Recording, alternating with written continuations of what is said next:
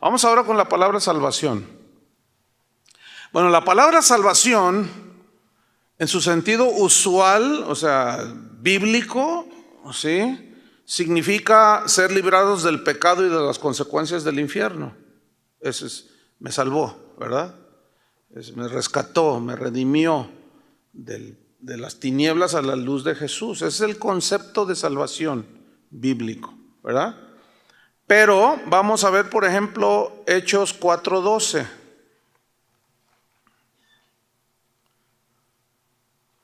Fíjate esto, Hechos 4:12. Dice, y en ningún otro hay salvación. ¿Sí? Porque no hay otro nombre bajo el cielo dado a los hombres en que podamos ser salvos. O sea, en ningún otro hombre, nadie tiene el poder para salvarnos. Entonces aquí se utiliza la palabra salvación en el sentido estricto, ¿sí? De ser rescatados de la esclavitud del pecado, de las consecuencias del infierno, y somos salvos. Cuando dices yo soy salvo, estás diciendo yo soy salvo, antes mi destino era el infierno y ahora es el cielo. Soy salvo de la condenación del infierno. La salvación llegó a mi vida.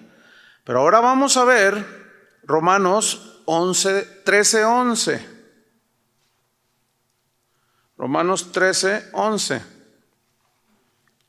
Léanlo con mucha atención. Dice, y esto conociendo el tiempo, que es ya hora de levantarnos del sueño, porque ahora está más cerca de nosotros nuestra salvación que cuando creímos. A ver. ¿Eres salvo o no, Pablo? Yo no estoy diciendo que no soy salvo.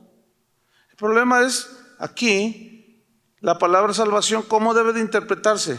¿Cómo dice la segunda regla? Se deben de considerar, tomar en cuenta las palabras que rodean a la frase o a la palabra que se quiere interpretar. Entonces, fíjate, conociendo el tiempo, pongan mucha atención, conociendo el tiempo, que ya es hora de levantarnos del sueño, porque ahora está más cerca de nosotros nuestra salvación que cuando creímos. ¿Qué significa aquí salvación? La segunda venida de Cristo.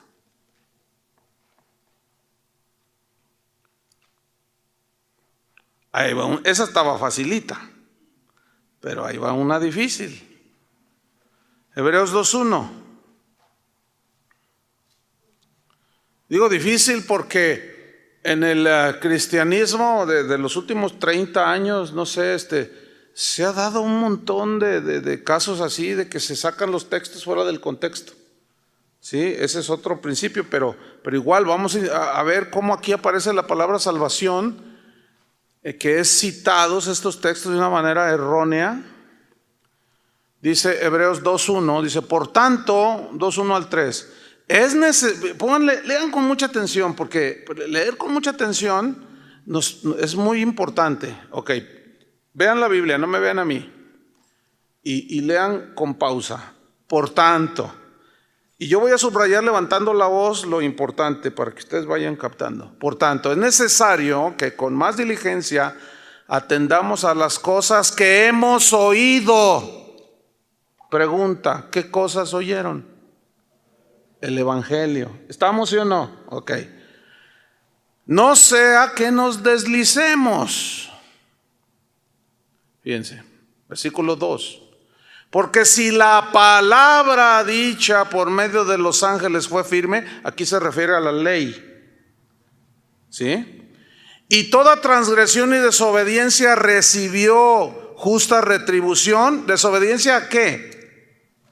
¿A qué? A la ley, o sea, a la palabra de Dios. Recibió justa retribución. La paga del pecado es la muerte, ¿verdad? Ok, versículo 3, aquí está. ¿Cómo escaparemos nosotros si descuidamos una salvación tan grande, la cual habiendo sido anunciada primeramente por el Señor, nos fue confirmada por los que oyeron? Aquí salvación, ¿a qué se refiere? Al mensaje. ¿Cómo escaparemos si descuidamos el mensaje que hemos oído? Aquí no está hablando de perder la salvación, hermanos, pero para nada. ¿Lo están viendo o no? Algunos están así como... Porque están acostumbrados a oír esto que, no, cuida tu salvación porque se te pierde. Pero aquí no está hablando de perder la salvación. Aquí está hablando de que así como aquellos no atendieron al mensaje en la ley, así nosotros, ¿cuál va a ser nuestro fin? ¿Cómo escaparemos si descuidamos una salvación? El mensaje de la salvación, ya no hay otro. ¿Ven?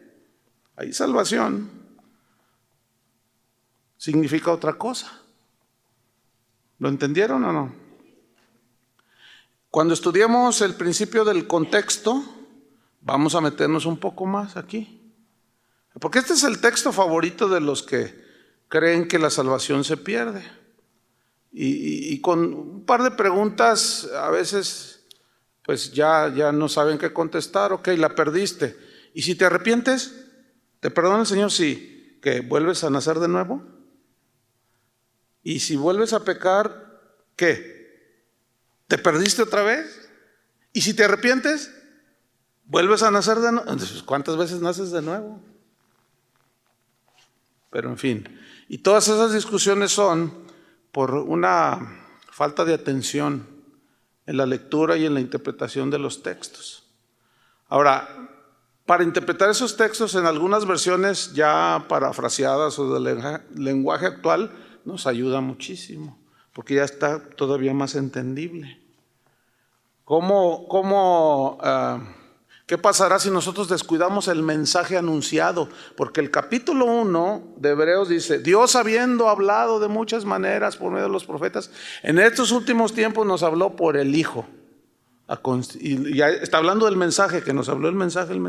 Llega al capítulo 2 y ¿cómo escaparemos nosotros si los que violaron la ley recibieron justa retribución? ¿Cómo escaparemos nosotros si descuidamos esa salvación, ese mensaje de salvación? Clarísimo, ¿no? Filipenses 2:12. Otro ejemplo. Filipenses 2:12. Este es otro de los textos que se usan para argumentar que la salvación se pierde. Pero vamos a ver. Dice, por tanto, amados míos, como siempre habéis obedecido, no como en mi presencia solamente, sino mucho más ahora en mi ausencia, ocupaos en vuestra salvación con temor y temblor. O sea, deducen, no sé por qué, de que ocuparse de la salvación es sinónimo de cuidarla, porque se te pierde. No. Ocuparse de la salvación no significa que la cuides porque se te pueda perder. No, sino que te ocupes de las cosas en las que se tiene que ocupar un nacido de nuevo. Y aquí pues les voy a poner un ejemplo de utilizar una traducción de las más nuevas. Por ejemplo, la Biblia en lenguaje sencillo ya nos lo dice más claro. Dice Filipenses 2:12, queridos hermanos, cuando yo estaba con ustedes siempre me obedecían. Así me veían y no, todos bien, dice. Ahora que estoy lejos, deben obedecerme más que nunca. Por eso, con respeto y devoción a Dios, dedíquense a entender lo que significa ser salvados por Dios y ocúpense en eso. ¿Cuáles son las ocupaciones de la salvación? Santidad, obediencia, oración, adoración. Ocúpate en tu salvación, en lo que corresponde a los resultados de la salvación, no que ocupados en vuestra salvación, porque te puede perder, ocúpate y cuídala. Nada que ver. Entonces, ¿ven cómo se empieza a poner grave el asunto con las malas interpretaciones? Otro ejemplo, la palabra gracia. Esta también es muy mal interpretada en muchos casos. Bueno, la palabra gracia estrictamente significa favor inmerecido. ¿sí? Significa regalo, don, dádiva. Ese es el sentido en el griego, charis, favor inmerecido, ¿sí? ¿Cómo es la salvación? Por gracia, o sea, es inmerecida. O sea, no nos la merecemos, no nos la merecemos, pero el Señor, si tú te arrepientes, te la da. Ese es el concepto estricto de la gracia. Ahora vamos a Hechos 14:3. Hechos 14:3. Y vamos a ver un ejemplo de gracia y cómo significa otra cosa.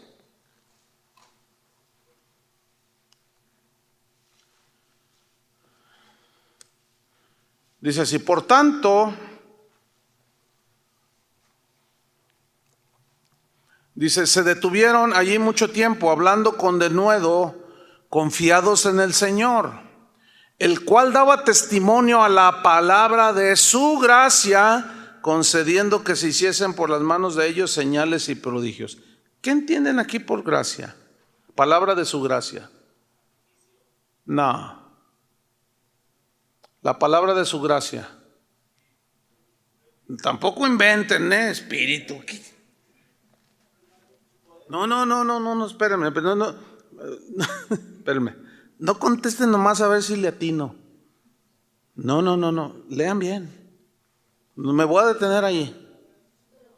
Pues, ahí está. La predicación del evangelio. ¿O no? Otra vez léanlo, me espero, que acá no llevo prisa. Léanlo. Hablando con denuedo, confiados en el Señor, el cual daba testimonio, apoyo a la palabra de su gracia, o sea, el mensaje del evangelio. ¿Sí o no? Ya, claro, a lo mejor, no soy impaciente, a lo mejor doy la impresión de impaciente, no, estoy enseñando, ¿sí? Y a lo mejor dicen, no, pues es que, pues sí, usted ya tiene, pues sí, ya tengo años de ejercerlo y de practicarlo, pero por eso soy paciente, ¿entienden? Y por eso soy enfático, porque luego de allí salen malas interpretaciones, ¿sí? Vamos a otro ejemplo. Efesios 2:8. Porque por gracia sois salvos por medio de la fe, y esto no de vosotros, pues es don de Dios. Por gracia sois salvos. Aquí gracia, sí, por un regalo, pero hay algunas palabras que lo especifican mejor. Pues porque por gracia, sabemos que gracia es favor inmerecido, pero ese favor inmerecido fue producto ¿de qué? De la misericordia de Dios, ¿sí? De la bondad de Dios. O sea, fíjense, antes de que Dios aplique la gracia está su misericordia. A ver, sí, entonces, porque por gracia sois salvos por medio de la fe. Y entonces aquí gracia tiene esa implicación porque por la misericordia, eso dice en Tito 1:10 me parece, por su misericordia fuimos salvados. Entonces, parece como que se confunde, pero no, es que es claro, ¿sí? Porque por misericordia, por bondad de Dios, nos regaló la salvación cuando creímos. ¿Lo entienden? Entonces, fíjense, aquí gracia tiene otro significado como más profundo, porque antes de la gracia, primero fue la misericordia, y la misericordia es un atributo de Dios, o sea, Él es, ¿sí? Y en esa misericordia otorgó el regalo inmerecido, que se define como gracia. Entonces, ¿qué fue primero? ¿La gracia o la misericordia?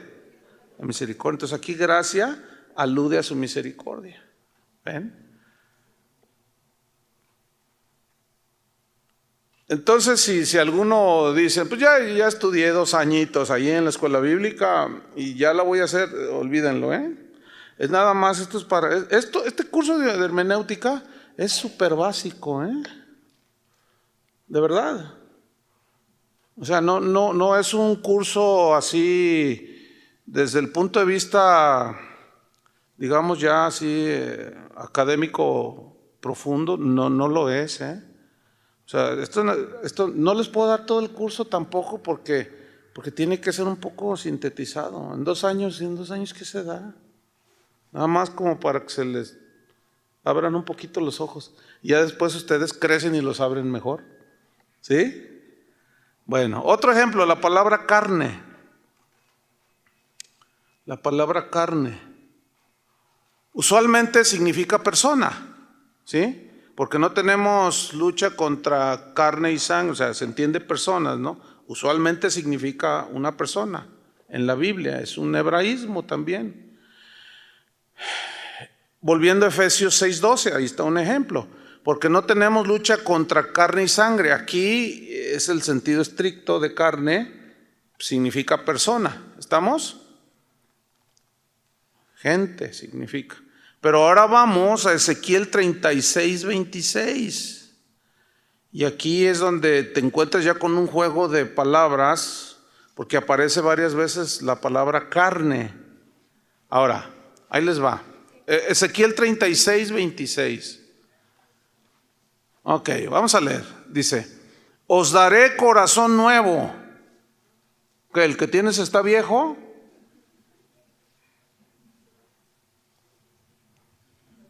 No, hermano, yo tengo 90 años, necesito un trasplante, pero estoy orando para que Dios me dé un corazón nuevo. Mente, no está hablando de un trasplante así en ese sentido. Bueno, ok, os daré corazón nuevo y pondré espíritu nuevo dentro de vosotros. Y aquí viene el punto. Quitaré de vuestra carne el corazón de piedra. Ay, pues ¿quién tiene corazón de piedra? ¿O qué no es de carne? ¿Qué no hace así? Tuc, tuc, tuc, tuc. Pero fíjense, aquí esto es simbólico, ¿no es cierto? Esto es alegórico, o sea, corazón de piedra. ¿Qué significa corazón de piedra? Duro, insensible hacia Dios. Eso significa.